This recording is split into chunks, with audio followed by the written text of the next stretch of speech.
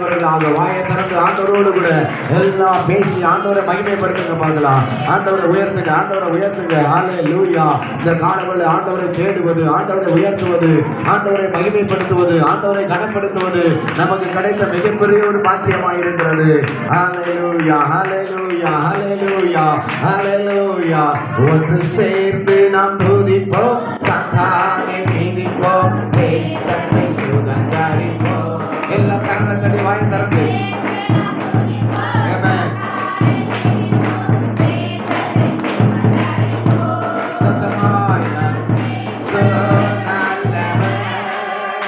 ஒரு போதும் கைவிடா, ஒரு நாளும் விலகிடா, நம் இயேசு நல்லவர். ஒரு போதும் கைவிடா, ஒரு நாளும் விலகிடா. ஒன்று சேர்ந்து நாம் துதிப்போம்,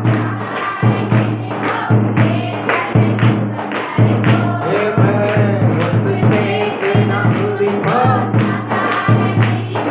தேசத்தை சுதந்தரிப்போம்.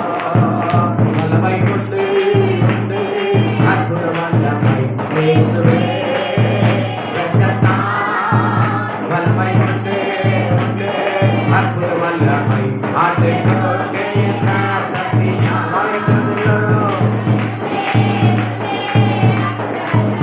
இயேசுவே இரத்தத்தால். வல்லமை உண்டு, உண்டு, அற்புத வல்லமை இயேசு கிறிஸ்துவின் இரத்தத்தினால். இயேசு கிறிஸ்துவின் இரத்தத்தினால் பொழிந்திடும் வல்லமை, உன்னதத்தின் வல்லமை, ஆவியின் வல்லமை, அக்கினியின் வல்லமை பொழிந்திடும். உன்னதத்தின் வல்லமை, ஆவியின் வல்லமை, அக்கினியின் வல்லமை பொழிந்திடும் வல்லமை, உன்னதத்தின் வல்லமை, ஆவியின் வல்லமை, அக்கினியின் வல்லமை பொழிந்திடும்.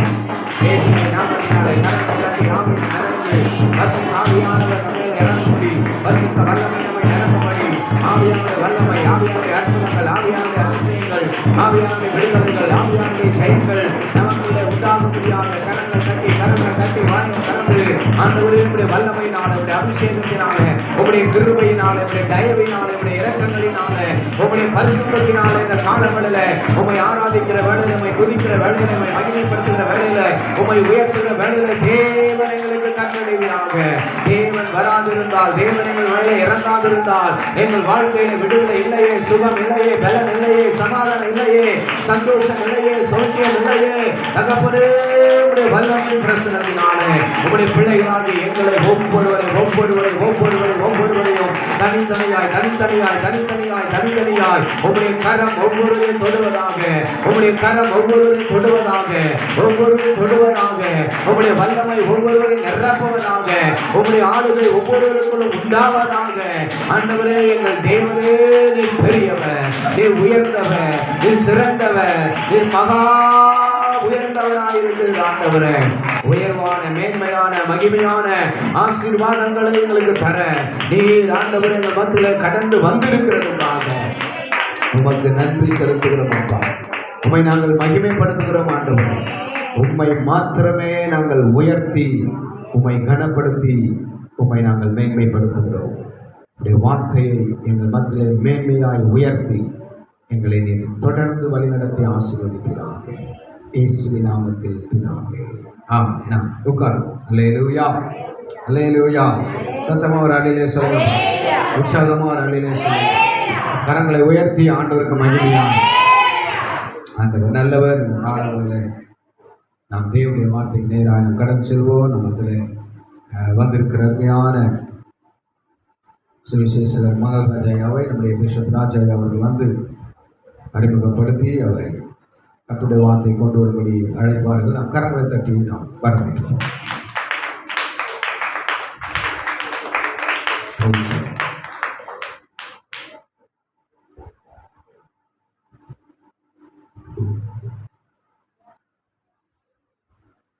கர்த்தருக்கு ஸ்தோத்திரம். ஆண்டவருக்கு மகிமை உண்டாவதாக. மெய்யான தேவன் இயேசு கிறிஸ்து வானத்தில் பூமியை கிடைத்தவர் இயேசு கிறிஸ்து சர்வ வல்லமையுள்ள ஆண்டவர் இயேசு கிறிஸ்து. எல்லாரும் சொல்லுவோம். கர்த்தர் பரிசுத்தர், பரிசுத்தர், பரிசுத்தர். சேனைகளின் கர்த்தர் பரிசுத்தர், பரிசுத்தர், பரிசுத்தர். சேனைகளின் கர்த்தர் பரிசுத்தர், பரிசுத்தர், பரிசுத்தர். அவருக்கே மகிமை உண்டாம். கர்த்தருக்கு ஸ்தோத்திரம். இயேசு கிறிஸ்துவின் பரலோக ஊழியங்கள் திருச்சபைக்காக நான் கர்த்தரை மகிமைப்படுத்துகிறேன், கர்த்தருக்கு மகிமை செலுத்துகிறேன். இந்த முதலாவது ஆராதனையை தேவன் ஆசீர்வதிக்கும்படியாய் சித்தம் கொண்டார். இன்றைய தினத்திலே கர்த்தருடைய நாம மகிமைப்படும்படியாக ஸ்தோத்திரம். நம்முடைய senate of world Bible bishop கவுன்சிலுடைய ஜெனரல் செக்ரட்டரி, தேசிய பொதுச் செயலாளர் டாக்டர் மங்களராஜ் ஐயா அவர்கள் வந்திருக்கிறாங்க.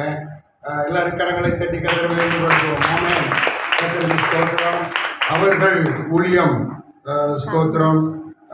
கர்த்தர் கர்மேல் ஜெப ஊழியங்கள் பெருங்குடி அங்க ஐயா அவர்கள் ஊழியம் செய்து வருகிறார்கள். ஆண்டவருடைய நாமம் மகிமைப்பட்டு கொண்டு வருகிறது. இந்த மாசத்துல ஒரு அரசு விடுமுறை 15ஆம் தேதி இருக்கிறபடியால் அவர்கள் மாலை 6 மணி அளவில் பெருங்குடியில் ஒரு கூட்டம் வைத்திருக்கிறார்கள்.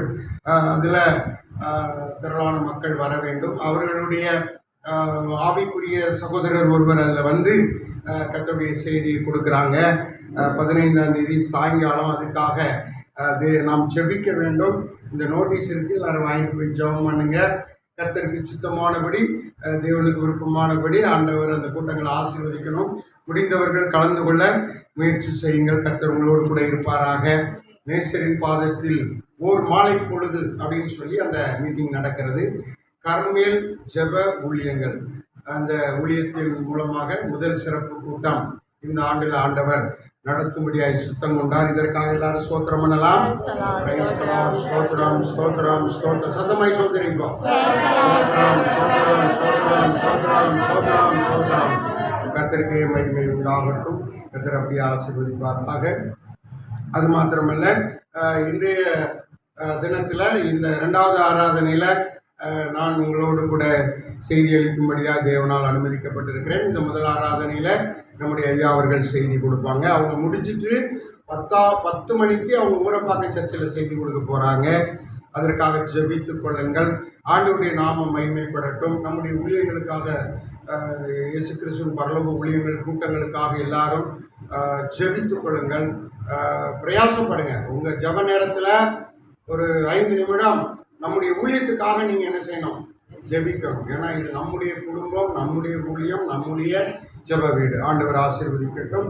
இப்பொழுது நம்முடைய மத்தியிலே அருமையான சுவிசேஷகர் மங்களராஜ் ஐயா அவர்கள், டாக்டர் மங்களராஜ் ஐயா அவர்கள் தேவனுடைய செய்தியை கொண்டு வருவார்கள். எல்லாரும் கரங்களை தட்டி.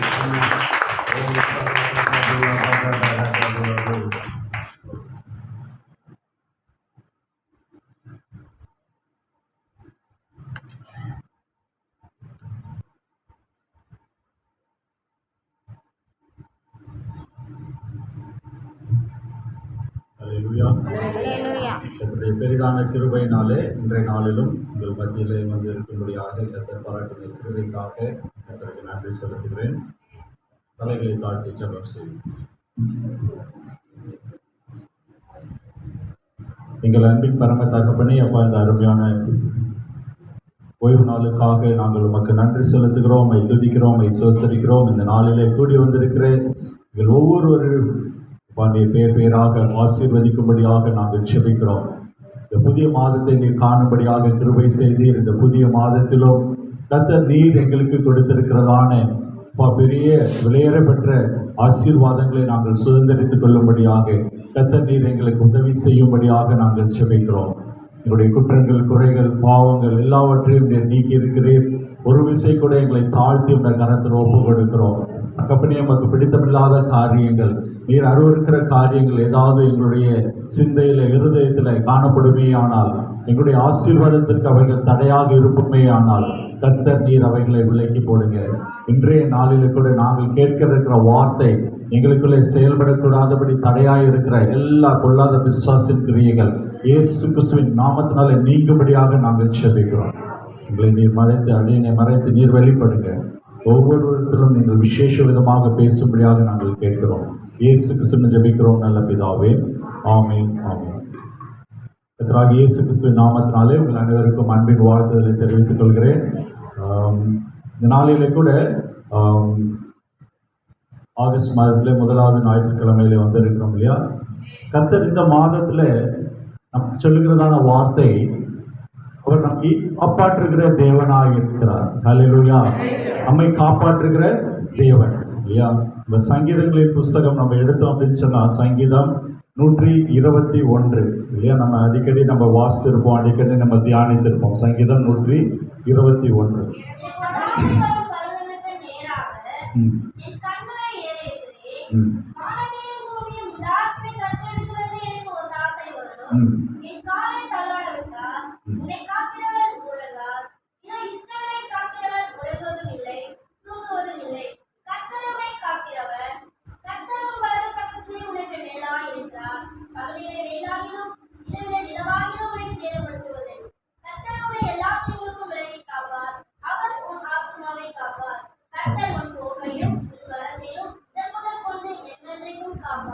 ஆமென். இதுல 7வது வசனத்தை நீங்க பாத்தீங்க அப்படின்னு சொன்னா மறுபடியும் வாசிப்போம். 7வது, கர்த்தர் உன்னை எல்லா தீங்குக்கும் விலக்கி காப்பார், அவர் உன் ஆத்துமாவை காப்பார். அல்லேலூயா. இன்றைய நாளில கூட கர்த்தர் நம்மை காக்கிற தெய்வமாக இருக்கிறார். அவர் நம்மை பாதுகாக்கிறவராக இருக்கிறார். நம்மை அவர் பொறுப்பெடுக்கிறவராக இருக்கிறார். நாம நினைச்சு கொண்டிருக்கிறோம், இந்த உலகத்துல எனக்கு யார் இருக்கிறார், யார் எனக்கு உதவி செய்ய இருக்கிறார், யார் என்னை கரம் பிடித்து நடத்த இருக்கிறார் அப்படின்னு சொல்லி அநேக நேரங்களில் ஒரு கேள்விக்குறியோடு அங்கலாய்ப்போடு இல்லையா தவித்து கொண்டு இருக்கிறோம். ஆனால் கர்த்தர் இந்த நாளில நம்மை பார்த்து சொல்கிறார், நான் உன்னை எல்லா தீங்குக்கும் விலக்கி காப்பேன். அல்லேலூயா. நம்ம நினைக்கிறோம், நம்முடைய போக்குவரத்துல இப்படி ஆயிடுச்சுன்னா என்ன, என்னுடைய குடும்ப சூழல்ல இப்படி நான் இருந்துச்சுன்னா என்ன, எனக்கு விரோதமா இத்தனை பேர் எழுப்பி வராங்களே அப்படின்னு சொல்லி அநேக யோசனைகளை யோசித்து கொண்டு இருக்கலாம். அவர் நம்மை எல்லா தீங்குக்கும் விலக்கி காக்கிறார். அல்லேலூயா. அவர் எப்படி நம்ம உலக பிரகாரமாக இல்லையா அவர் காக்கிற தேவன் மட்டுமல்ல, நம்முடைய ஆத்மாவை அவர் காக்கிறவராக இருக்கிறார். அல்லேலூயா. அந்த ஆத்மா அழிந்து போயிடக்கூடாது, நம்முடைய ஆத்மா அழிந்து போயிடக்கூடாதுன்றதற்காக தான் இல்லையா அவர் என்ன பண்ணாரு, பரலோகத்துல இருந்து பூலோகத்திற்கு இறங்கி வந்து என்ன பண்ணாரு, கல்வாரி சிலுவையிலே நமக்காக மரித்தார். நம்முடைய பாவங்கள் இந்த எல்லா சாபங்கள் எல்லாவற்றையும் அவர் எடுத்து போயிட்டார். அழிந்து போகிற ஆத்மா இப்படியாக நரகத்திற்குள்ள போய்விடக்கூடாது என்று சொல்லி அவர் என்ன பண்ணாரு, அவர் நமக்காக இந்த உலகத்தில் இறங்கி வந்தார் என்று சொல்லி பார்க்கிறோம் இல்லையா. அவர் நம்மை ரட்சிக்கிற திருமணாக இருக்கிறார் இல்லையா. அவர் நம்மை ரட்சிப்பை உண்டு பண்ணுகிறவராக இருக்கிறார் என்று சொல்லி நம்ம பார்க்கிறோம். 2 தீமோத்தேயு 4ஆம் அதிகாரம் 18ஆம் வசனத்தை வாசித்தோம்னா, 2 தீமோத்தேயு 4ஆம் அதிகாரம் 18 294வது பக்கம் நீங்க பாத்தீங்க அப்படின்னு சொன்னா, அவர் என்ன நம்மள கர்த்தர் என்னை எல்லா தீமையின்றும் என்னை ரட்சித்து நம்முடைய பரம ராஜ்யத்தை அடையும்படி அவர் காப்பாற்றுகிறாராம். அல்லேலூயா. அவர் இந்த உலக பிரகாரமாக நம்மை ஏதோ நல்ல உணவு, நல்ல உடை, நல்ல ஒரு பாதுகாப்பை கொடுக்கிற தேவனாக மட்டும் இல்லாதபடி அவர் நம்ம இந்த பரலோக ராஜ்யத்தை சுதந்திரித்துக் கொள்ளும்படியாக, பரலோக ராஜ்யத்தை நாம் அடையும்படியாக அவர் நம்மை எப்படி பார்க்கிறாராம், பாதுகாக்கிறார், ரட்சிக்கிறார் என்று சொல்லி பார்க்கிறோம். அப்போ நம்ம வாழ்கிற இந்த உலகத்துல வாழ்கிற வாழ்க்கை எப்படியாக இருக்க வேண்டும், இந்த உலகத்துக்கு வாழ்க்கையாக இல்லாதபடி நம்முடைய நோக்கம் நாம் பரலோக ராஜ்யத்தை சுதந்திரித்துக் கொள்ள வேண்டும். அதற்காக நாம் ஆயத்தப்படுகிறவர்களாக, எல்லா தீமையினின்றும் நம்மை விலக்கி பாதுகாத்துக் கொள்கிறவர்களாக கர்த்தர் நமக்கு உதவி செய்கிறார் என்று சொல்லி பார்க்கிறோம். அது ரொம்ப முக்கியமாக இருக்கிறது.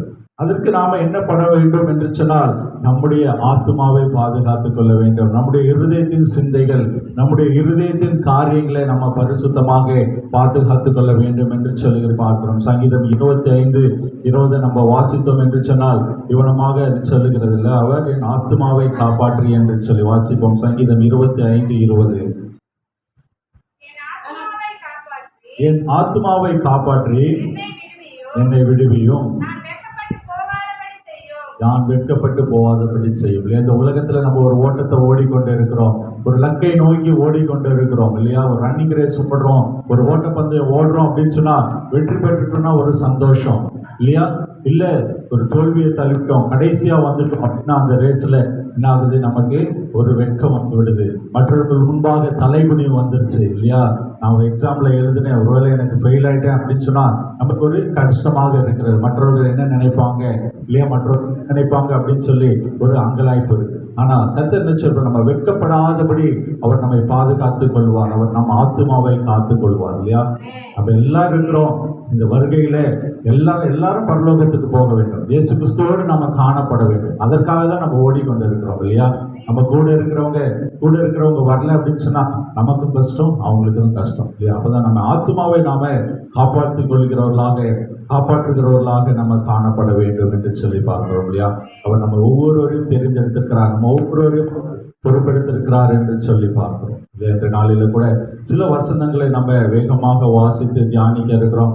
அவர் நம்மை காப்பாற்றுகிற தேவனாய் இருக்கிறார், அவர் நம்மை காப்பாற்றுகிற தேவனாய் இருக்கிறார் என்று சொல்லி பார்க்கிறோம். முதலாவதாக அவரை நம்புகிறவர்களை அவர் காப்பாற்றுகிறார் என்று சொல்லி பார்க்கிறோம். கர்த்தரை நம்புகிறவர்களை அவர் காப்பாற்றுகிறார். வாசிக்க கேட்போம். சங்கீதம் 16 முதலாம் வசனமும் 5வது வசனத்தை நம்ம வாசிக்கிறோம்.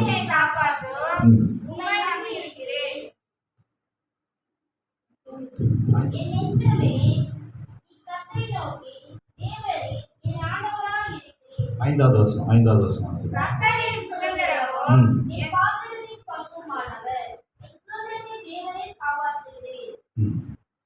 அப்போ முதலாவது வசனத்தை பார்த்தீங்கன்னா, தேவனே என்னை காப்பாற்றும், உம்மை நம்பி இருக்கிறேன். அல்லேலூயா. அவரை நம்பி இருக்கிற பிள்ளைகளே அவர் காப்பாற்றுகிற தேவனாய் இருக்கிறார். நம்ம நம்பிக்கை எங்கே இருக்கிறது? உலகத்தின் மேலே நம்பிக்கை வைத்திருக்கிறோமா? நண்பர்கள் மேலே நம்பிக்கை வைத்திருக்கிறோமா? நம்முடைய பணத்தின் மேலே நம்பிக்கை வைத்திருக்கிறோமா? ஒருவேளை நம்ம வேலை செய்து கொண்டிருந்தால் அந்த வேலையில் நம்பிக்கை வைத்திருக்கிறோமா? யார் மேலே நம்முடைய நம்பிக்கை இருக்கிறது?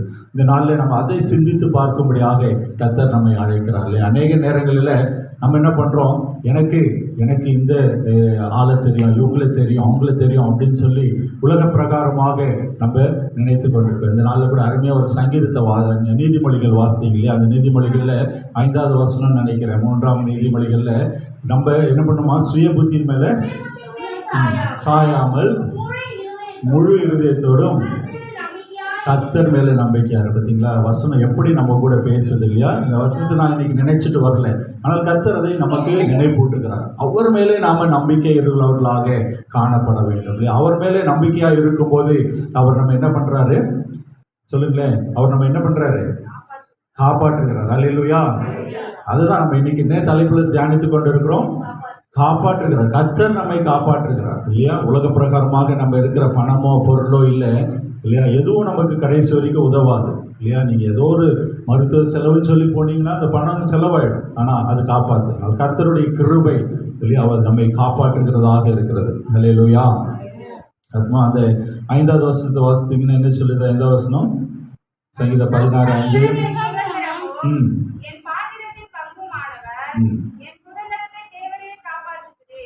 என்னுடைய சுதந்திரத்தை தேவரே காப்பாற்றுகிறார். அவர் மேலே நம்பிக்கையாக இருக்கும்போது அவர் நமக்கென்று வைத்திருக்கிற ஆசீர்வாதம், சுதந்திரம் அப்படின்னு சொல்லும்போது அவர் நமக்கென்று வைத்திருக்கிறதான ஆசீர்வாதம், உலக பிரகாரமாக படிக்கிற காரியங்களில், வேலை செய்கிற காரியங்களில், குடும்ப வாழ்க்கையில், எல்லாவற்றிலும் அவர் ஆசீர்வாதத்தை கொடுக்க வல்லவராக இருக்கிறார். ஒருவேளை கேள்விக்குறியோடு உட்கார்ந்து கொண்டு இருக்கலாம், என்னுடைய வாழ்க்கை இவ்வளோ நாள் ஆயிற்று, என்னுடைய வாழ்க்கையில் ஒரு ஆசீர்வாதத்தை பெற முடியவில்லையே, வேலையில் எனக்கு ஒரு உயர்வை காண முடியலையே, ப்ரொமோஷன் கிடைக்கலையே, இன்க்ரிமெண்ட் கிடைக்கலையே, நல்லா படிக்கணும்னு நினைக்கிறேன், நல்ல மார்க் வாங்க முடியலையே, நல்ல ரேங்க் வாங்க முடியலையே அப்படின்னு சொல்லி அநேக காரியங்களை யோசித்து கொண்டு இருக்கலாம். கர்த்தர் இன்றைய நாளில் சொல்லுகிறார், உடைய ஆவிக்குரிய வாழ்க்கையாக இருந்தாலும் சரி, தனிப்பட்ட வாழ்க்கையாக இருந்தாலும் சரி, குடும்ப வாழ்க்கையாக இருந்தாலும் சரி, கர்த்தர் மேலே நம்பிக்கை வைக்கும் போது அவர் நம்மை காப்பாற்றுகிறவராக இருக்கிறார். நாம் வேண்டிக் கொள்கிறவைகளை அவர் கொடுக்கிறவராக இருக்கிறார் என்று சொல்லுவார். நம்முடைய சுதந்திரத்தை அவர் காப்பாற்றுகிறார். அப்படி சுதந்திரம் என்று சொன்னால் ஒரு ஆசீர்வாதம், நிச்சயமாகவே அந்த ஆசீர்வாதத்தை கொடுக்கிறார். யாருக்கு? அவரை நம்புகிறவர்களுக்கு ஆசீர்வாதம் உண்டு என்று சொல்லி பார்க்கிறோம் இல்லையா. சங்கீதம் 5:11 வாசிப்போம். சங்கீதம் 5:11 இல்லையா. சங்கீதம் உம்மை நம்புகிறவர்கள் யாவரும் சந்தோஷித்து என்னாலும் கெம்பீரிப்பார்களாக, நீர் அவர்களை காப்பாற்றுவீர். போதும் இல்லையா. ஒரு அருமையான ஒரு காரியம் இல்லையா. நம்மை நம்புகிறவர்கள் யாவரும் சந்தோஷித்து அந்த சந்தோஷிக்கிற அனுபவம், அவருக்குள்ள களி கூறுகிற அனுபவம், அவருக்குள்ள மகிழ்கிற ஒரு அனுபவம் நம்முடைய வாழ்க்கையில காணப்பட வேண்டும் இல்லையா? அநேக நேரங்களில் என்னுடைய வாழ்க்கையில் எப்படியான ஒரு சோதனை இருக்க, பிரச்சனை இருக்கு அப்படின்னு சொல்லிட்டு என்ன பண்றோம்? கர்த்தரை துதிக்க மறந்துடுறோம், கர்த்தரை ஆராதிக்க மறந்துடுறோம் இல்லையா? அது ஒரு பெரிய ஒரு பாவம் இல்லையா? அதை நம்ம உணர்ந்துக்கலாம். கர்த்தர் வேதாந்தத்தில் அழகா சொல்லுங்க, இந்த ஜனத்தை எனக்கென்று தெரிந்து கொண்டு ஏற்படுத்தியிருக்கிற அவர்கள் என் துதியை சொல்லி வரலாம். அப்போ எந்த ஒரு சூழ்நிலையா இருந்தாலும் கர்த்தரை துதிக்கணும், ஸ்தோத்திரிக்கணும். அல்லேலூயா. அப்படி நம்ம சந்தோஷிக்கிறவர்களாக, என்னாலும் கம்பீரிக்கிறவர்களாக இருக்கணும். யாரு? நம்மளை நம்புகிறவர்கள். அவரை நம்புகிறவர்கள் அப்படி செய்யும் போது நீர் அவர்களை காப்பாற்றுகிறீர் என்று சொல்கிறார். இப்போ கர்த்தர் நம்மை பாதுகாக்க வேண்டும், காப்பாற்ற வேண்டும் என்று சொன்னால் நாம் என்ன செய்ய வேண்டும்? அவர்களுக்குள்ளாக நம்பிக்கை உள்ளவர்களாக காணப்பட வேண்டும். அந்த நம்பிக்கை எப்படி இருக்கணும்?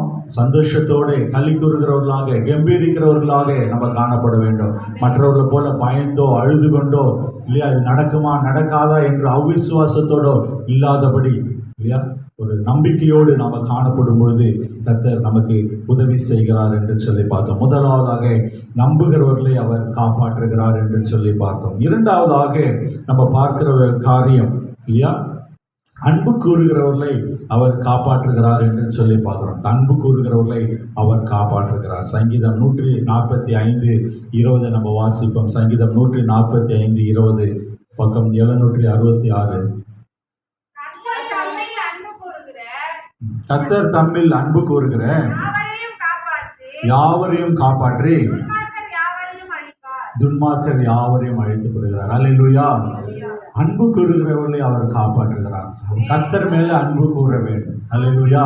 அந்த அன்பு என்ன பண்ண ஒரு முக்கியமான ஒரு குணநலன் என்று சொல்லி பார்க்கிறோம் இல்லையா? அந்த நம்ம ஆவிக்குரிய வாழ்க்கையில, தனிப்பட்ட வாழ்க்கையில வாழும்போது அன்பு இல்லாம நம்ம ஒன்றும் செய்ய முடியாது. அன்பு ரொம்ப ரொம்ப முக்கியமான ஒரு காரியமாக நம்ம காணப்படுகிறது இல்லை? வேதாமத்தில் நம்ம பார்க்கும்போது அன்பிற்கு தான் ரொம்ப ஒரு முக்கியத்துவம் கொடுத்து கர்த்தர் அநேக இடங்களில் அதை சொல்லி வருகிறார் என்று சொல்லி பார்க்கிறோம் இல்லையா? அவர் கற்பனைகளை கொடுக்கும்போது கூட, தொகுத்து கொடுக்கும்போது கூட அன்பிற்கு அவர் ஒரு முக்கியத்துவம் கொடுக்கிற ஒரு சூழலை நம்ம பார்க்கிறோம். அன்பில்லை என்று சொன்னால் நம்முடைய வாழ்க்கையில ஒன்றுமில்லை என்று சொல்லி நம்ம அறிந்து கொள்கிறத பார்க்கிறோம் இல்லையா? இப்போ நமக்கு தெரிந்த ஒரு அழகான பாடல், அன்பே பிரதானம் சகோதர அன்பே பிரதானம் என்று சொல்லி ஒரு பாடல் இருக்குல்ல, நம்மளுக்கு தெரிஞ்சவங்க நம்ம சேர்ந்து பாடுவோமா? அன்பே பிரதானம் சகோதர அன்பே பிரதானம், அன்பே பிரதானம் சகோதர அன்பே பிரதானம், பல பல பாஷை படித்தறிந்தாலும் கலகல வேண்டும் கைமணியாமே, அன்பே பிரதானம் சகோதர அன்பே பிரதானம், சினமடையாது தீங்கு முன்னாது தினமழியாது தீமை செய்யாது, அன்பே பிரதானம் சகோதர அன்பே பிரதானம், சகலமும் தாங்கும் சகலமும் தாங்கும் மிகைப்பட வேண்டும் மேன்மை பெற்றோங்கும், அன்பே பிரதானம் சகோதர அன்பே பிரதானம். அல்லேலூயா. இந்த அன்பு இல்லை அப்படின்னு சொன்னா நம்முடைய வாழ்க்கையில ஒன்றும் இல்லை இல்லையா? நம்முடைய பரம தகப்பன் நம்மேல வைத்திருக்கிற அன்பை விளங்கும் பண்ணும்படி தான் என்ன பண்ணாரு? இயேசு கிறிஸ்துவை இந்த உலகத்திற்கு அனுப்பினார் இல்லையா? இந்த இயேசு கிறிஸ்து இந்த உலகத்திற்கு நமக்கு வந்ததனுடைய நோக்கமே நம்முடைய பாவங்களை, சாபங்களை எல்லாவற்றையும் அவர் மன்னிக்க வேண்டும். அப்போ எதுக்காக வரணும்? நம்ம மேலே இருந்த அன்பு இல்லையா? நம்ம ஒருத்தருக்கு நம்ம அன்பு, ஏதாவது ஒருத்தரை நேசிக்கல அப்படின்னு சொன்னால் நம்ம எதுவுமே செய்ய மாட்டோம் இல்லையா? ஒரு கோபமாக இருக்கும், எரிச்சல் இருக்கும் அப்படின்னு சொன்னால் அவர்களை பார்க்க கூட இந்த உலகத்தில் நம்ம கிடையாது. அவங்கள பார்த்தா திரும்பிட்டு போயிடுற குணநலன் தான். கர்த்தர் இன்று நாளில் நம்மோடு சொல்லுகிற ஒரு காரியம், அன்பு கூறுகிறவர்களை அவர் காப்பாற்றுகிறார். அல்லேலூயா. அன்பு கூற வேண்டும். அன்பு கூறல அப்படின்னு சொன்னா அது ஒரு ஆவிக்குரிய வாழ்க்கைக்கு முக்கியமான ஒரு அடித்தளமே இல்லை என்று சொல்லி பார்க்கிறோம். ஏன்னா இயேசு கிறிஸ்து அவர் அன்பு கூர்ந்தார். உலகத்தில் வந்திருக்கும் போது திக்கற்றவர்களாக, அனாதைகளாக, ஏழைகளாக, திக்கின்ற எல்லா திசைகள் இல்லையா அவர் சுற்றி திருந்து எல்லார் மேலும் அவர் அன்பு செலுத்தினார். அல்லேலூயா. சங்கீதம் 18:1 பாருங்களேன். 18:1 அதில் என் பலனாகிய கர்த்தர் பூமியில் அன்பு கூறுவேன் என்று சொல்றேன். என் பலனாகிய கர்த்தாவே. இல்லையா, நம்ம எப்பொழுதும் அவருக்குள்ள அன்பு செலுத்துகிறவர்களாக காணப்படும் பொழுது அவர் நம்மை காப்பாற்றுகிற தேவனாக இருக்கிறார் என்று சொல்லி பார்க்கிறோம். இல்லையா, இயேசு கிறிஸ்து இந்த உலகத்தில் இருக்கும்போது இல்லையா, இந்த கற்பனைகளை, நியாய பிரமாணங்களை எல்லாவற்றையும் அவர் நமக்கு தொகுத்து கொடுத்தார் என்று சொல்லி பார்க்கிறோம். இல்லையா, மத்தேயு 22ஆம் அதிகாரத்தை எடுத்துக்கொண்டீங்க என்று சொன்னால் 37வது வசனமும் 39வது வசனத்தை வரைக்கும் வாசிக்க கேட்போம். 22, 37, 38, 9.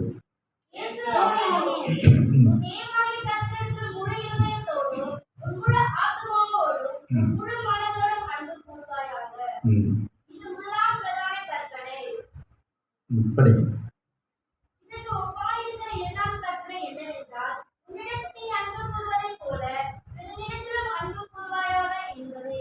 அல்லேலூயா.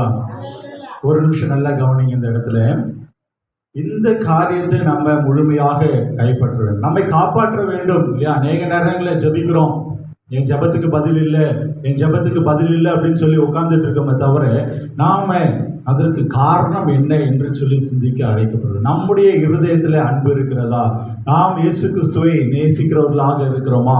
மற்றவர்களை நம்ம இயேசு கிறிஸ்துவை நேசிக்கிறோம் அப்படின்னு சொன்னா அதே போல பிறரை நேசிக்கிறோமா, அன்பு கூறுகிறோமா? இதுதான் கர்த்தர் இன்றைய நாள்ல இல்லையா அழைக்கிறார். இதுல அழகாக சொல்லப்பட்டிருக்கிறது.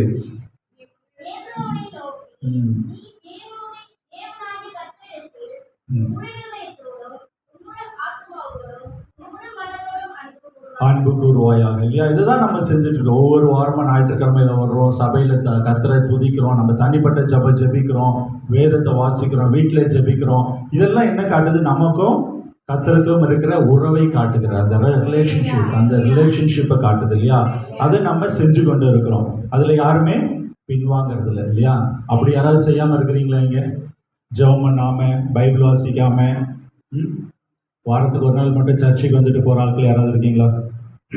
அப்படி இருந்தால் இன்னிலேருந்து மாற்றிக்கணும். இல்லையா, ஜெபிக்கணும். வீட்லேயும் நீங்கள் ஜெபிக்கணும், போகும்போதும் வரும்போதும் நம்ம ஜெபிக்கணும். இல்லையா, அதே போல் வேதத்தை வாசிக்கணும். ஒருவேளை வேத வசனம் உங்களுக்கு தெரியல அப்படின்னு சொன்னால் இப்போ எல்லார் கையிலையும் மொபைல் இருக்குது. இல்லையா, மொபைலில் வசனங்கள் வருகிறது, அதை நம்ம பார்த்து கேட்கிறவர்களாக இருக்கும். இப்போ முதலாவதாக நாம் தேவனோடு இருக்கிற அந்த உறவில் பலப்பட வேண்டும். அந்த இடத்துல அன்பு செலுத்துகிறவர்களாக நம்ம காணப்பட வேண்டும். அல்லேலூயா. அதுதான் அங்கே சொல்லப்பட்டிருக்கு. எப்படி அன்பு செலுத்தணுமா? உன் முழு இருதயத்தோடும், உன் முழு ஆத்மாவோடும், உன் முழு மனதோடும். இல்லையா, ஒரு அந்த அன்பு மாயமற்ற அன்பாக இருக்க வேண்டும். நம்ம கர்த்தரிடத்துல அப்படியான ஒரு அன்பை செலுத்துகிறவர்களாக இருந்தோம் அப்படின்னு சொன்னா அடுத்தது என்ன சொல்லிருக்கு? அதற்கு ஒப்பா இருக்கிற 2ஆம் கற்பனை என்னவென்றால், உன்னிடத்தில் நீ அன்பு கூறுவதை போல பிறனிடத்திலும் நீ அன்பு கூறுவாயாக என்பது. கர்த்தர் நம்மை காப்பாற்ற வேண்டும், கர்த்தர் நம்மை பாதுகாக்க வேண்டும், கர்த்தர் ஒரு ஆசீர்வாதத்தை கொடுக்க வேண்டும் என்று சொன்னால் நீ கர்த்தரிடத்தில் அன்பு கூறுகிறது போல பிறனிடத்திலும் அன்பு கூறுவாயாக. அல்லேலூயா. அந்த அன்பு கூறுகிற அனுபவம் நமக்கு இல்லை என்று சொன்னால் கர்த்தரிடத்தில் ஒரு ஆசீர்வாதத்தை கேட்கிறது இல்லையா. இன்றையிலேருந்து நீங்கள் ஜெபிக்கும் போது பரிசுத்த ஆவியானவர் உங்ககிட்ட ஒரு கேள்வி கேட்பார். எத்தனை பேர் பரிசுத்த ஆவியானவர் உங்களோட பேசுறாருன்னு விசுவாசிக்கிறீங்க? அல்லேலூயா. எத்தனை பேர் பரிசுத்த ஆவியானவர் உங்களோட பேசுறாருன்னு விசுவாசிக்கிறீங்க? ஏன் நம்ம ஜெபிக்கும் போது நம்ம கூட இருந்து என்ன சொல்லுவாரு? மகனே, மகளே, இது சரி, இது தப்பு, இப்படி போகாத, இதை செய்யாத. இல்லையா, அந்த சத்தத்தை நம்ம கேட்கணும். அப்படி இல்லாதபடி இந்த ஸ்கூல்லலாம் பசங்க சொல்லுவாங்களே, இந்த வாய்ப்பாடுலாம் சொல்லுவாங்களே, இந்த வாய்ப்பாடு சொல்ல தெரியுமா? 2வது வாய்ப்பாடு எப்படி சொல்லுவாங்க? 1 2 2 4 அப்படி நம்ம ஜெபம் செஞ்சுட்டு வந்தோம்னா பிரயோஜனமே இல்லைல்ல. எசப்பா, இன்னைக்கு நான் வெளியில் போனேன், பாதுகாத்துட்டீங்க, நன்றி, இதை நான் செஞ்சேன், எனக்கு நன்றி, எனக்கு இது வேணும், அது வேணும், இது வேணும், ஆமேன். இல்லையா, அப்படி நம்ம ஜெபிக்கும் போது இல்லையா கர்த்தர் பேசுகிறத, பரிசுத்த ஆவியானவர் நம்மோடு இருந்து பேசுகிறத நம்ம கேட்க வேண்டும். அந்த அனுபவம் நமக்குள்ள காணப்பட வேண்டும். இல்லையா, நீங்கள் மத்தேயு 7ஆம் அதிகாரம் 7ஆம் வசனத்தை 8ஆம் வசனத்தை நீங்கள் பாருங்களேன். நம்ம எல்லாருக்கும் தெரிந்த வசனம் தான். இல்லையா, அது என்ன சொல்லுகிறது பாருங்க. 7ஆம் வசனம் வாசிங்க. கேளுங்கள் அப்பொழுது உங்களுக்கு கொடுக்கப்படும், தேடுங்கள் அப்பொழுது கண்டடைவீர்கள், தட்டுங்கள் அப்பொழுது தடை திறக்கப்படும் இல்லையா? ஏனென்றால் கேட்கிறவன் எவனும் பெற்றுக்கொள்கிறான். மறுபடியும் அதே படிங்க. கேட்கிறவன் எவனும் பெற்றுக்கொள். நல்லா என்ன பாருங்க, இங்க கவனிங்க எல்லாரும் ஒரு நிமிஷம். இங்க பாருங்க, நம்ம இந்த வசனத்தை எப்படி நம்ம படிக்கிறோம்? கேளுங்கள் அப்பொழுது கொடுக்கப்படும், தட்டுங்கள் திறக்கப்படும், தேடுங்கள். ஆமாம், நான் இன்னைக்கு ஒரு நல்ல சின்ன வித்தியாசமா நான் சொல்றேன், கவனிங்க. கேளுங்கள் அப்பொழுது கொடுக்கப்படும்ல. இனிமேட்டு கேளுங்கள்னா இப்படி பாருங்க, காது பாருங்க, என்ன பாருங்க, என்ன பாருங்க. கேளுங்கள் இதான் சொல்லணும். நான் சொல்றது கேட்குதா? கேட்குதுன்னா கேட்குது அப்படின்னு சொல்றோம்ல. அப்போ கேளுங்கள், நம்ம கேட்கணும். கேளுங்கள் கொடுக்கப்படும். நீங்க என்னைக்கு கேட்குறீங்களோ, யாரை என்ன கேட்கணும்? அவருடைய வார்த்தையை கேட்கணும். அவர் என்ன சொல்றாருன்னு கேட்கணும். நீங்க ஒரு ஜெபம் பண்றீங்களா, ஏசப்பா எனக்கு இது வேணும் அப்படின்னு சொல்லி ஜபிக்கிறீங்களா, உடனே அவர் என்ன சொல்றாரு? பரிசுத்தாவியானவர் எங்க இருக்கிறாரு? பரிசுத்தாவியானவர் எங்க இருக்காரு? துதிகள் மத்தியில் இருக்காரு. ரொம்ப சந்தோஷம். வேற எங்க இருக்காரு? நமக்குள்ள இருக்கிறாரு, நம்முடைய இருதயத்தில் இருக்கிறார். அவர் நமக்குள்ளே வாசம் பண்ணுகிற தேவன். அல்லேலூயா. அப்ப நமக்குள்ள இருந்து அவர் என்ன சொல்றாரு? அவருக்கு நம்ம பேசும்போது அவர் பதில் பேசுகிற தேவனா இல்லையா? பதில் பேசுவாரா இல்லையா?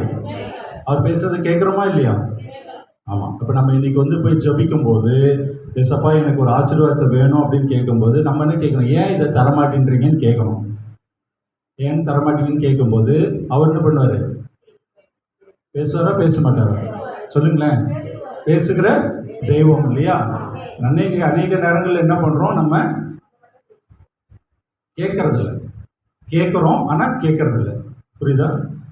நம்ம வாயில கேட்குறோம், செவியில அவர் சொல்லுகிறத கேட்கறது. அதனால தான் என்ன ஆகுது? அநேக நேரங்களில் பிரச்சனைகள், போராட்டங்கள், உபத்திரவங்கள் நம்முடைய வாழ்க்கையில் இருக்குது.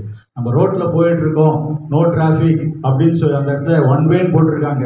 அதை நம்ம பார்க்காம நேராக போனோம்னா போராட்டம் வரதான் செய்யும். அங்கேருந்து ஒரு போலீஸ்காரர் லெஃப்ட் எடுன்னு சொல்கிறார், அதை கேட்காம நம்ம நேராக ரைட்டில் போனோம்னா பிரச்சனை வரதான் செய்யும் இல்லையா?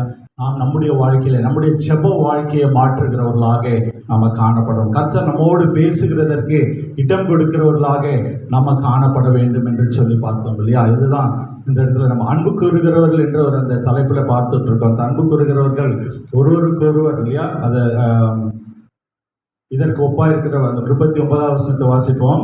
உன்னிடத்தில் நீ அன்பு கூறுகிறது போல பிறனிடத்திலும் அன்பு கூறுவாயாக இல்லையா? அதை தான் சொல்லுவார். நீங்கள் ஏதாவது ஒரு காரியத்தை பற்றி நீங்கள் ஏசப்பாட்டு கேட்கும்போது கர்த்தர்னு சொல்லுவார், நீ உன் சகோதரியிடத்தில் கண்கண்ட பிறனிடத்தில் அன்பு கூற வேண்டும் என்று சொல்லு. கண்கண்ட பிறனிடத்தில் அன்பு கூறாதவன் கண்காணாத தேவனிடத்தில் எப்படி அன்பு கூற முடியும் இல்லையா? இன்ற நாளில் அன்பு கூறுகிறவர்களை கர்த்தர் காப்பாற்றுகிறார் என்று சொல்லி பார்த்தோம். 2 காரியங்களை பார்த்தோம். முதலாவதாக கர்த்தரை நம்புகிறவர்களை அவர் காப்பாற்றுகிறார். 2வதாக அன்பு கூறுகிறவர்களை அவர் காப்பாற்றுகிறார் என்று சொல்லி பார்க்கிறோம். 3வதாக பரிசுத்தவான்களை அவர் காப்பாற்றுகிறார். அல்லேலூயா. பரிசுத்தவான்களை அவர் காப்பாற்றுகிறார் இல்லையா? நம்ம எல்லாம் அந்த பரிசுத்த ஜீவியம் ஜீவிக்கும்படியாக நம்ம அழைக்கப்பட்டிருக்கிறோம். சங்கீதம் 146:9 வாசிப்போம். சங்கீதம் 146:9 பக்கம் 761. மன்னிக்கும், சங்கீதம் 97:10. சங்கீதம் 97:10. அவர் பரிசுத்தவான்களே, சங்கீதம் 97:10.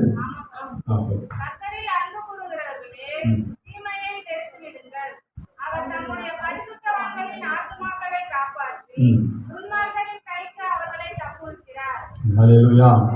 துன்மார்க்கருடைய கைக்கு அவர்களை தாக்குவிக்கிறார். எப்படி செய்கிறாரா? பரிசுத்தவான்களுடைய ஆத்துமாவை காப்பாற்றுகிறார் இல்லையா? 3வதாக பரிசுத்தவான்களை அவர் காப்பாற்றுகிற தேவன். நாம நம்முடைய வாழ்க்கை, ஆவிக்குரிய வாழ்க்கையில பரிசுத்த ஜீவியம் ஜீவிக்கும் போது, அவருக்கு ஏற்ற வாழ்க்கை வாழும்போது அவர் நம்மை காப்பாற்றுகிற தேவனாக இருக்கிறார். அநேக நேரங்களில் உலக பிரகாரமாக வாழ்ந்து கொண்டு, உலக பிரகாரமான காரியங்களை செய்து கொண்டு, நான் இப்படியாக தான் நான் இருப்பேன் அப்படின்னு சொல்லிக்கொண்டு இருந்து கொண்டு நம்ம என்ன பண்றோம்? அவருடைய பரிசுத்த வாழ்க்கையை வாழ்கிறதுல நம்ம என்ன பண்றோம்? தவறி விடுகிற சூழலை பார்க்கிறோம் இல்லையா? தம்முடைய பரிசுத்தவான்களின் ஆத்துமாவை காப்பாற்றுகிறவராக இருக்கிறார். துன்மார்க்கரின் கைக்கு தப்புவிக்கிறவராக. அல்லேலூயா. அப்படியாக ஒரு ஆசீர்வாதத்தை கொடுக்க தேவன் வல்லவராக. இந்த புதிய மாதத்தில் வந்திருக்கிற நம்ம ஒவ்வொருவருடைய வாழ்க்கையை அவர் காப்பாற்றுகிற தேவனாக இருக்கிறார். இந்த இக்கட்டுகள், உபத்திரவங்கள், சோதனைகள் மத்தியில் நம்ம நம்முடைய வாழ்க்கையை பரிசுத்தமாக காத்துக்கணும். பரிசுத்தமாக பார்த்துக்கொள்ள கூடாதபடி இல்லையா செயல்பட்டு கொண்டிருக்கிறது யாரு? பிசாசு. பிசாசுடைய செய்கை வேற என்ன? எல்லாத்துக்கும் பிசாசு பிசாசு பிசாசுன்னு சொல்லிட்டு நம்மளாம் என்ன பண்ணிட்டு இருக்கோம்? பாவம் இல்லை பிசாசு. எல்லாத்துக்கும் பிசாசு பிசாசு அப்படின்னு சொன்னா சத்தமா சொல்லுங்க சிஸ்டர். அவங்க சொன்னது கேட்டுதா? எல்லாருக்கும் கேட்டுதா? என்ன சொல்றாங்க? நம்ம இடம் கொடுக்கறதுனால தான் இல்லையா? பிசாசுக்கு எதிர்த்து நில்லுங்கள். அல்லேலூயா. பிசாசுக்கு நம்ம எதிர்த்து நின்னோம்னா பிசாசு ஓடி போவான். பாஸ்டர், பிசாசு எங்கள் வீட்டில் ஒரே தொழில் பாஸ்டர், எங்கள் வீட்டில் ஒரே போராட்டம். ஏன் போராட்டம் வருது? ஏன் பிரச்சனை வருது? நீங்கள் தான் சொல்கிறீங்க, நான் சொல்லவே இல்லை இல்லையா? அப்போ ஜபம் இல்லை, சர்ச்சுக்கு ஒழுங்காக போல, வேதத்தை வாசிக்கல, யாருக்கு இடம் கொடுக்கணுமோ அவங்களுக்கு இடம் கொடுக்காம என்ன பண்ணுறோம் இல்லையா? அதுதான் இல்லையா? இன்றைய நாளில் நாம் பரிசுத்தமாய் வாழும் பொழுது இல்லையா கர்த்தர் நம்மை பாதுகாக்கிறார் என்று சொல்லி பார்க்கிறோம். அப்போ பரிசுத்த வாழ்க்கை வாழாதபடி இடையூறுகளுக்கு பிசாசு காரணம் என்று சொன்னாலும் நாம் என்ன பண்ணணும்? விழிப்புள்ளவர்களாக காணப்பட வேண்டும். அல்லேலூயா. நம்ம விழிப்புள்ளவர்களாக இருந்தோம் அப்படின்னு சொன்னா பிசாசு கொண்டு வருகிற எல்லா தந்திரங்களுக்கும் விலகி பாதுகாத்துக்கொள்ளும். வேதாகமம் சொல்லுகிறது இல்லையா? எல்லா சோதனைகளுக்கும் தப்பித்துக் கொள்கிற போக்கை உண்டு பண்ணி இருக்கிறார் என்று சொல்லி பார்க்கிறோம் இல்லையா? 2 கொரிந்தியர்ல இது வாசிக்கும் தெரியுமா அந்த வசனம்?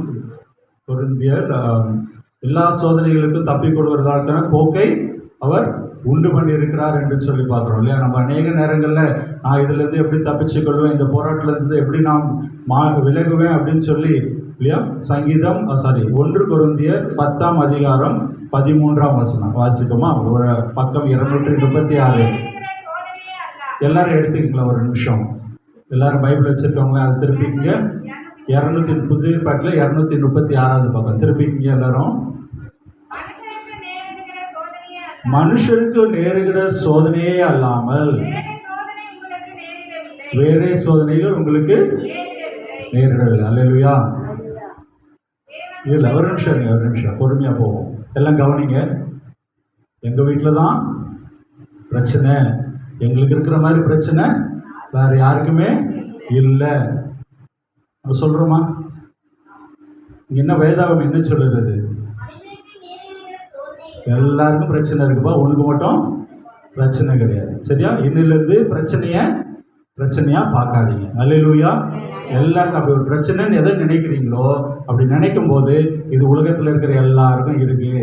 இது உலகத்தில் இருக்கிறவங்களாம் நல்லா தான் வாழ்ந்துட்டு இருக்கான், நானும் நல்லா தான் வாழுவேன், கர்த்தர் என்னை உயர்த்துவார். அல்லேலூயா. பிரச்சனையை பெருசாக பார்க்காதீங்க இல்லையா? பிரச்சனை இப்போ என்ன பாருங்க, ஒரு சின்ன ஒரு அந்த கல் இல்லைன்னா கோலி உருண்டை சொல்லுவாங்களே, சின்னதாக இருக்கிறத எடுத்துகிட்டு வந்து இந்த கண்ணு பின்னாடி வச்சிங்கன்னா இந்த உலகமே மறைஞ்சு போயிடும். அந்த பிரச்சனையை நீங்கள் தூக்கி தள்ளி வச்சு பாருங்க, அது ஒன்றும் இல்லை. அல்லேலூயா. அதுதான் நம்ம கர்த்தர் 2 நாள் வச்சு வைப்போம். அடுத்தது படிப்போம், அதிலே படிங்க. தேவன் எத்தனை பேர் விசுவாசிக்கிறீங்க? அல்லேலூயா. கர்த்தர் உண்மையுள்ளவர். கர்த்தர் உங்களை அழைத்திருக்கிறாரா? அவர் அழைத்தவர் உண்மை உள்ளவர் இல்லையா? ஒரு நாளும் கைவிட மாட்டார். உங்கள் நீங்கள் உங்கள் திராணிக்கு மேலாக உங்களை சோதிப்பதற்கு இடம் கொடாமல். இது எத்தனை பேருக்கு புரிஞ்சது இல்லையா? நம்மளுக்கு ஒரு டாலரன்ஸ் லெவல் அப்படின்னு சொல்லுவாங்க, நம்மளுக்கே ஒரு கெப்பாசிட்டி இருக்குன்னு சொல்லுவாங்க இல்லையா? இப்போ வந்து நான் ஒரு வெயிட்டை தூக்குறேன் அப்படின்னு சொன்னால் என்னால் 100 கிலோ தூக்க முடிஞ்சால் அதான் என்னுடைய இது. என்கிட்ட எடுத்துகிட்டு 200 கிலோ தூக்குன்னு சொன்னால் முடியாது இல்லையா? நமக்கு சில காரியங்களை கர்த்தர் அனுமதிக்கிறார், சில காரியங்களை அவர் வழி நடத்துகிறார். அப்போ நம்முடைய திராணி, உன்னால் 50 கிலோ தான் தூக்க முடியும்னா 50 கிலோ இல்லையா? நம்மளுக்கு நல்லா புரிகிற மாதிரி சொல்லணும் அப்படின்னு சொன்னால், காலையில் இட்லி சாப்பிட்றோம், சிஸ்டர் தான் நிறைய பதில் சொல்கிறாங்க. எத்தனை இட்லி சிஸ்டர் நீங்கள் சாப்பிட முடியும் ஒரு நாளைக்கு? 3 தானா? 8 இட்லி எடுத்து வந்து வச்சு சாப்பிட்ணுன்னு சொன்னால் என்ன பண்ணுவீங்க? முடியாதுங்கள. அப்போ மிஞ்சி போனால் ஒரு 4வது இட்லி வச்சுட்டா, சட்னி நல்லா இருக்குது, குழம்பு நல்லா இருக்குன்னா சாப்பிட்லாமா? 4வது இட்லி எக்ஸ்ட்ரா ஒன்றுணும் இல்லையா? அதுதான் உங்கள் திராணிக்கு மேலே கொஞ்சம் வேணால் பிரச்சனை வரலாம். அதை பார்த்து ஐயோ 4 இட்லியா அப்படின்னு சொல்லி பயப்படுது. அதை மேற்கொள்கிறதுக்கான திராணியை அவர் என்ன பண்ணுறாராம்? தருகிறார் அப்படின்னு சொல்லி. தொடர்ந்து வாசனம். சோதனை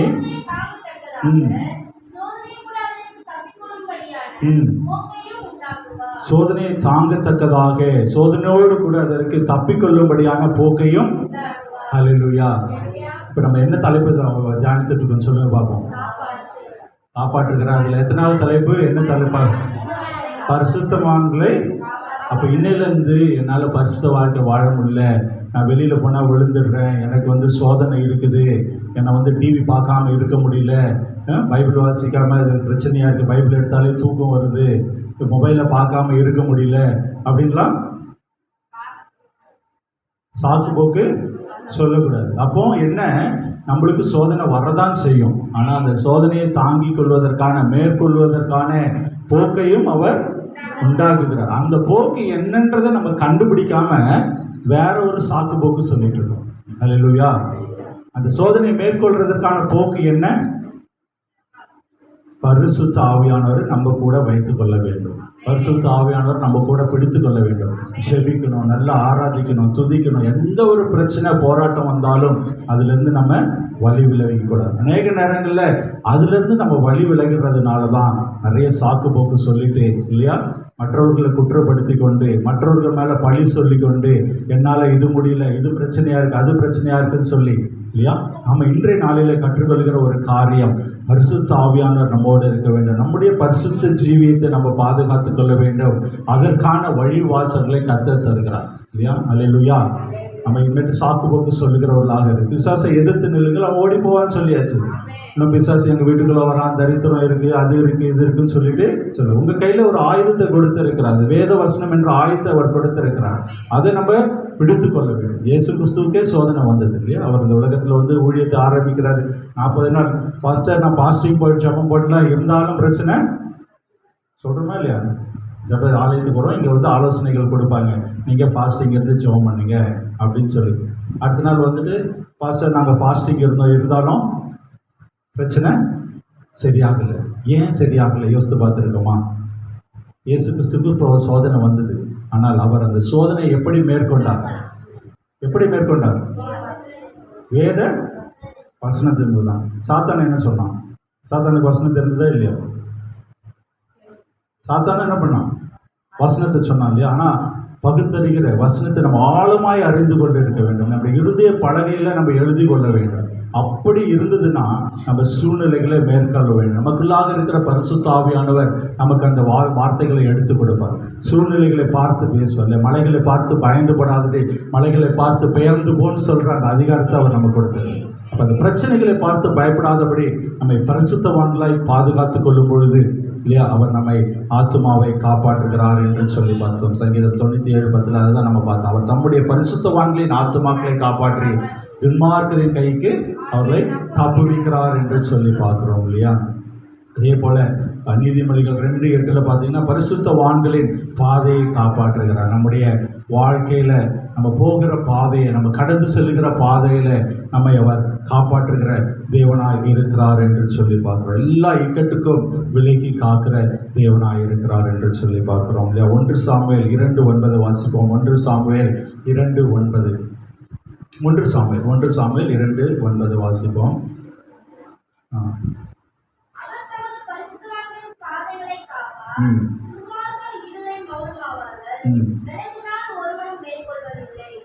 இல்லை, அந்த உலகத்தில் உங்களுக்கு எதிராக அநேக சத்துருக்கள் எழும்பி வராங்க. அவங்ககிட்ட பலன் இருக்குது, அவங்ககிட்ட பணம் இருக்குது, அவங்ககிட்ட அந்தஸ்து இருக்குது, அரசியல் செல்வாக்கு இருக்குது அப்படின்னு சொல்லி நீங்கள் ஒருவேளை பயந்து கொண்டு இருக்கிறீங்களா?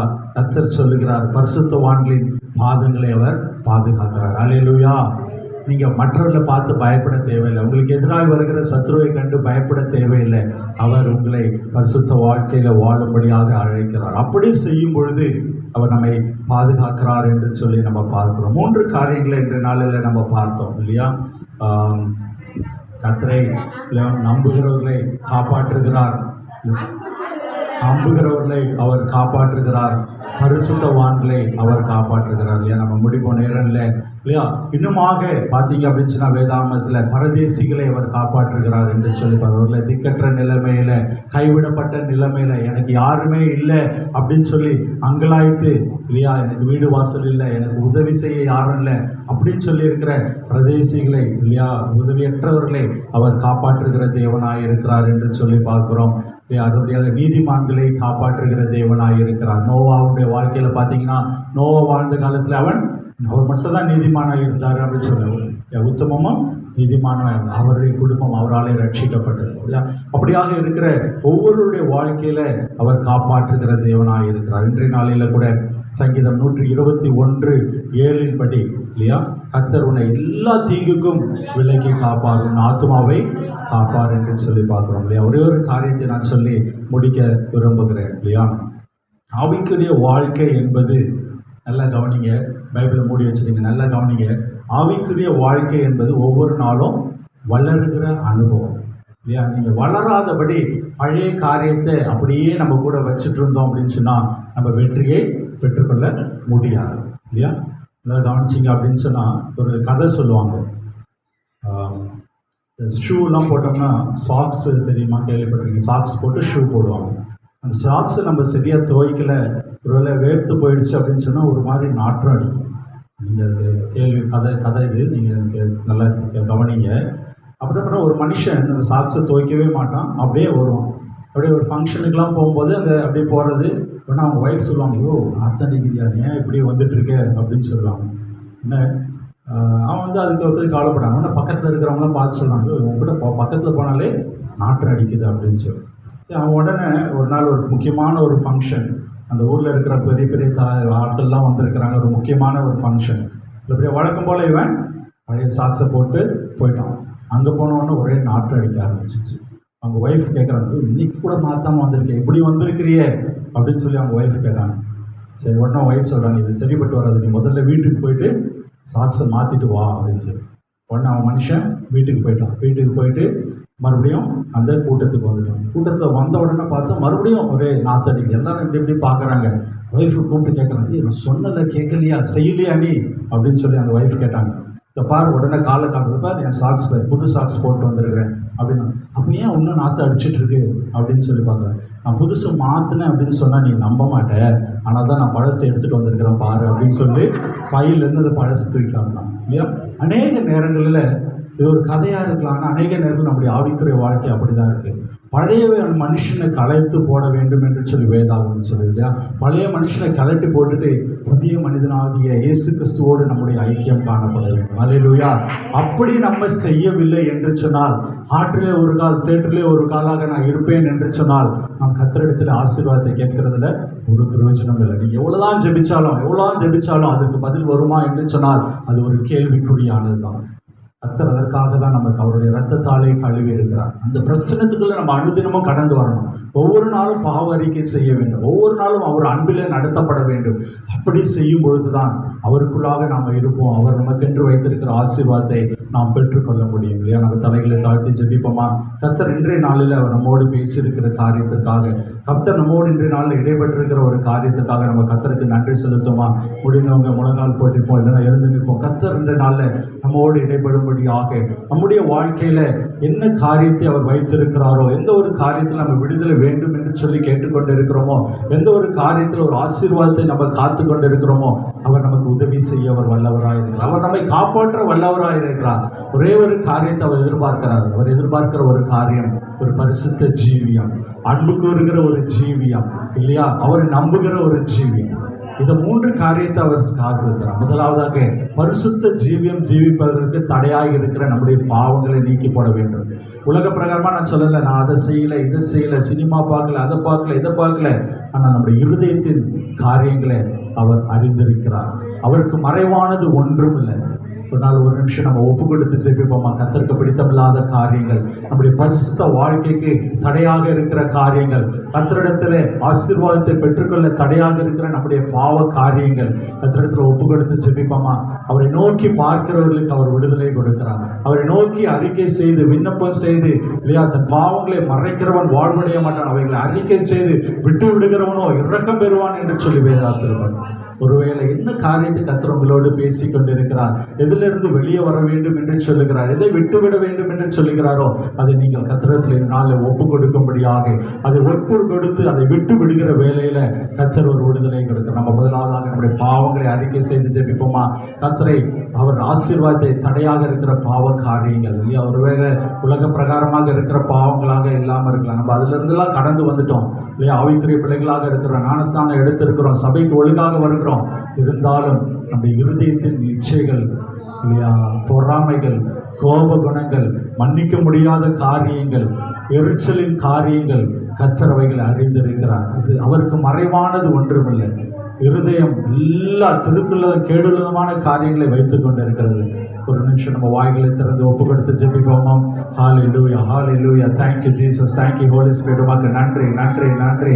கர்த்தாவே, நீர் எங்களோடு பேசுகிற தெய்வம், எங்களோடு பேசுகிற தெய்வம். ஹல்லேலூயா. நீர் அப்பா கல்லோ மண்ணோ இல்லை தகப்பனே, நீர் இன்றும் ஜீவிக்கிற தேவன், ஜீவிக்கிற தேவன். ஹல்லேலூயா, ஹல்லேலூயா. நன்றி, நன்றி, நன்றி தகப்பனே. என்னுடைய வாழ்க்கையில, எங்களுடைய வாழ்க்கையில தகப்பனே, என்ன பாவமான காரியங்கள் விட்டுவிட வேண்டும் என்று சொல்லி கர்த்தர் வாஞ்சிக்கிறீரோ, எந்த காரியத்தை நீர் உணர்த்துகிறீரோ, இயேசு கிறிஸ்துவின் நாமத்தினாலே ஒரு விடுதலை உண்டாகும்படியாக, ஒரு சுகம் உண்டாகும்படியாக நாங்கள் ஜெபிக்கிறோம். இயேசு கிறிஸ்துவின் நாமத்தினால பாவத்திலிருந்து ஒரு விடுதலை, சாபத்திலிருந்து ஒரு விடுதலை இயேசுவின் நாமத்தினால பெற்றுக்கொள்ளுங்கள். இயேசுவின் நாமத்தினால ஒரு விடுதலை. அவராலே ஆகாத காரியம் ஒன்றுமில்லை. இயேசுவின் ரத்தம் சகல பாவங்களை நீக்கி நம்மை சுத்திகரிக்கிறதாக இருக்கிறது. அவருடைய கல்வாரி சிலுவையின் ரத்தம், அவருடைய கல்வாரி சிலுவையின் ரத்தம் ஒரு விடுதலை கொடுக்கிறதாக இருக்கிறது. பாவத்தை கழுவுகிற தேவன், அழகான ஒரு வெண்ணங்கி தரித்த தேவன் நம்மத்தில் இருக்கிறார். பாவங்களை சுத்திகரிப்பதற்காக கல்வாரி சிலுவையின் ரத்தத்தினால ஒரு சுத்திகரிப்பு, ஒரு சுத்திகரிப்பு, ஒரு சுத்திகரிப்பு இயேசுவின் நாமத்தினால உண்டாகுகிறது. நாம வாயை திறந்து ஒப்பு கொடுக்கிற வேளையில உண்மையாய் அவரை நோக்கி பார்க்கும்போது, உண்மையாய் அவரை நோக்கி பார்க்கும்போது, கர்த்தாவின் பாவத்தை மன்னிங்க. உலக பிரகாரமாக மறைமுகமான காரியங்கள், மற்றவர்களுக்கு தெரியாத பாவங்கள், உமக்கு பிடித்தமில்லாத எரிச்சலின் குணம், கோபத்தின் குணம், மன்னிக்க முடியாத காரியங்கள் இயேசுவின் நாமத்தில் விலகும்படியாக நாங்கள் ஜெபிக்கிறோம். உமக்கு ஏற்ற ஜீவியம் வாழும்படியாக, உண்மையிலே அன்பு செலுத்துகிறவர்களாக, உண்மையிலே அன்பு கூறுகிறவர்களாக, நம்பிக்கை உடையவர்களாக மாறும்படியாக கர்த்தர் நீர் சகலத்தையும் செய்ய வல்லவராய் இருக்கிறேன். ஹல்லேலூயா. Thank you Jesus. இந்த பாவத்திலிருந்து ஒரு விடுதலை கொடுக்கிறபடியினாலே, கர்த்தர் அருவருக்கிற காரியங்களிலிருந்து ஒரு விடுதலை கொடுக்கிறபடியினாலே நாங்கள் நன்றி செலுத்துகிறோம். கரங்களை கட்டி நம்ம கர்த்தருக்கு நன்றி செலுத்துவோமா. Thank you Jesus, thank you Lord, thank you Jesus. அப்பா, எல்லா வாழ்க்கையில இருக்கிற மறைமுகமான பாவங்கள், ஆசீர்வாதத்துக்கு தடையாகிற காரியங்களை நீர் விலக்கி போட்டிருக்கிறீர். அதற்காக உமக்கு நன்றி. உண்மையிலேயே நிலைத்திருக்கிற அனுபவத்தை தாங்க, நிலைத்திருக்கிற அனுபவத்தை தாங்க. அப்பா, திராட்சை செடி இல்லப்பா, நாங்க உண்மையில நிலைத்திருக்கணும் தகப்பனே. உண்மையிலேயே அப்பா, நாங்கள் நிலைத்திருக்கும் போது நல்ல கனிகளை கொடுப்போம். கர்த்தர் அப்படியான வாழ்க்கை வாழ கிருபை செய்யுங்க தகப்பனே. இந்த நாளில் கூட இங்க வந்திருக்கிற ஒவ்வொருவரையும் நாங்கள் பேர் பேராக ஆசீர்வதித்து ஜெபிக்கிறோம். கர்த்தர் இன்று நாளில் காப்பாற்றுவேன் என்று சொல்லி வாக்கு கொடுத்திருக்கீங்க. ஒவ்வொருவரையும் நீர் காப்பாற்றுவேன் என்று சொல்லி வாக்கு கொடுத்திருக்கிறீங்க. வாக்குரைத்தவர் உண்மையுள்ள தேவன், வாக்குரைத்த உண்மையுள்ள தேவன் தகப்பனே.